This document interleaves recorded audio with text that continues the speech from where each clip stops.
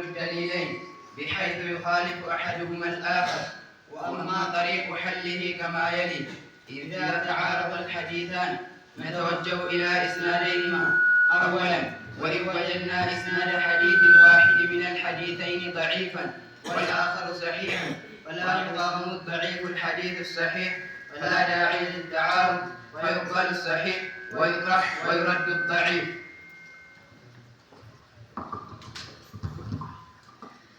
أحسنتم. ماذا نفعل إذا كان صحيحين؟ وأما إذا كان كلا الحديثين صحيحين فنجمع بينهما إن أمكن الجمع. وما العلة إن لم يمكن الجمع؟ فإن لم يمكن الجمع وعلم التاريخ فالمتأخر ناسخ والمتقدم منسوخ، فنعمل بالناسخ ونترك المنسوخ فيزول التعارض. ماذا نفعل إن لم نعلم التاريخ؟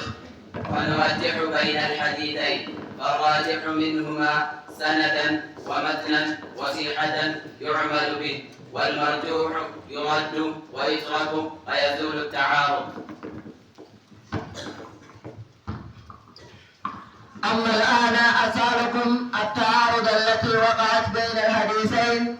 الواحد منهما ما رواه طلق بن علي قال رجل مسست ذكري، أو قال الرجل يمس ذكره بالصلاة عليه وضوء، فقال النبي صلى الله عليه وسلم: لا، إنما هو بجعة منك. والحديث الثاني ما روي عن بسرة بنت صفوان رضي الله عنها أن رسول الله صلى الله عليه وسلم قال: من مس ذكره فليتودع. فلنذكر أولا عن درجة إسناد الحديثين المتعارضين. واختلفت آراء الأئمة في درجة إسناد هذين الحديثين. على ماذا اختلفوا؟ على تصحيحه وتحسينه وتضعيفه، ومنهم مصححوه ومنهم مضعفوه. لماذا وقع هذا الاختلاف أيها الأحبة؟ وإنما وقع هذا الاختلاف فإن حديث الأول وهو حديث طلق بن علي مروي من طريق قيس بن طلق الحنفي عن أبيه قال: قدمنا على نبي الله صلى الله عليه وسلم، فجاء رجل كأنه بدوي فقال: يا نبي الله صلى الله عليه وسلم، ما ترى في مس الرجل ذكره بعدما يتوضأ؟ فقال النبي صلى الله عليه وسلم: إنما هو مضغة منه أو بضعة منه. وهذا لفظ أبي داود. أحبابي، ما سبب هذا الاختلاف؟ وبيان سبب هذا الاختلاف بين العلماء والتنازع.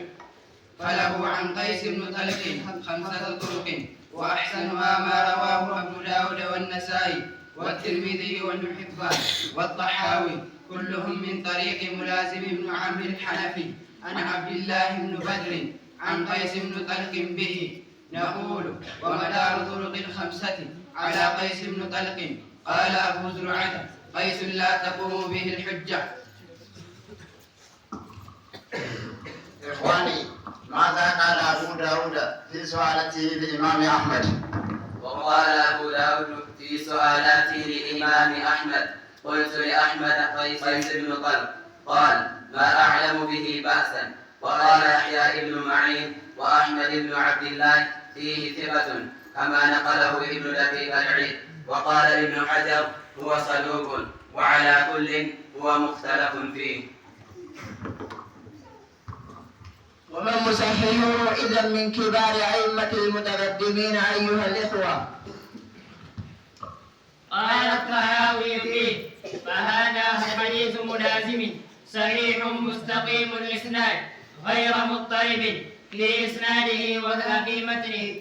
وقال ابن المديني: هو أحسن من حديث بصرى. وقال الترمذي: هذا الحديث أحسن شيء روي في هذا الباب. وقال ابن حزم: هذا خبر صحيح، وصححه ابن التركماني. أحبابي بفضلكم تجاوزوا إلى إسناد حديث بصرة. نقول حديث بسرة صحيح. قال الترمذي هذا حديث حسن. ثم قال البخاري وأصح شيء في هذا الباب حديث بسرة، وصححه الألباني في الإرواء، ومحمد علي آدم ولو في ذخيرة العقبة. أشكركم شكرا جزيلا. كيف تحلون تعارضهما من جهة الدلالة ومقتضاها؟ وقد اختلفت كلمة أهل العلم في إزالة هذا التعارض على 3 مسالك. كيف؟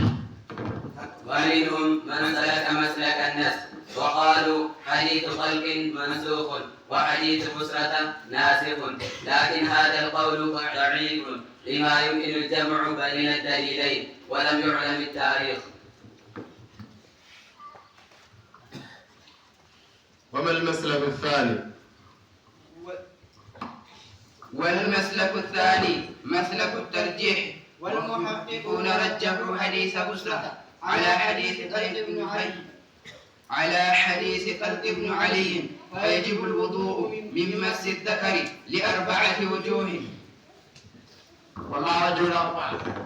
الأولى لأنه أحرى، والثاني ولأنه أكثر طرقا، والثالث ومصححوه أكثر من مصححي حديث ضرب، والرابع ولأنه ناقل عن الأصل ففيه زيادة علم. فهذا المسلك هو مسلك اختاره الصنعاني والشيخ عبد العزيز بن باز ومحمد علي آدم الولي في ذخيرة العقبة وغيرهم رحمهم الله تعالى. وما المسلك الثالث أيها الإخوة؟ وهو مسلك الجمع. قال الفوزاني حفظه الله في منحة العلامة: وهو مسلك جيد لأن فيه عملا بكلا الدليلين. وما اختياركم من هذه المسالك نقلا عن شيخكم؟ اختيارنا مختاره علامة محمد علي آدم الولي رحمه الله تعالى في نهاية العقبة، وهو مسلك الترجيح، أي ترجيح حديث بسرة على حديث خلق بن علي. أيها الطلبة الكرام، هذا نموذج ما قرأنا من مادة بلوغ المرام في مجلس دار الحديث لفضيلة الشيخ علي فلان. نرجو ونتمنى الاستفادة من هذا البرنامج، ونستودعكم الدعاء لمواصلة هذا الفصل إن شاء الله. والسلام عليكم ورحمة الله وبركاته.